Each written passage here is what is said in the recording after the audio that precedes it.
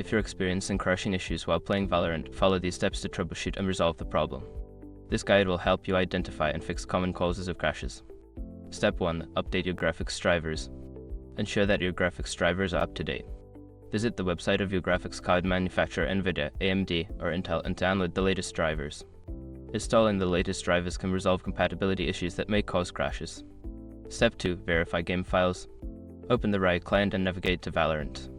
Use the option to verify the integrity of game files. This process will check for any corrupted or missing files and replace them, which can help eliminate crashing issues. Step 3. Adjust in-game settings. Lower your in-game graphics settings to see if performance improves. Sometimes high settings can overload your system, leading to crashes. Start with low settings and gradually increase them to find a balance that works. Step 4. Disable background applications. Close any unnecessary applications running in the background while playing Valorant. Programs like screen recorders, overlays, or even web browsers can interfere with the game and cause it to crash. Step 5. Reinstall Valorant. If all else fails, consider uninstalling and then reinstalling Valorant.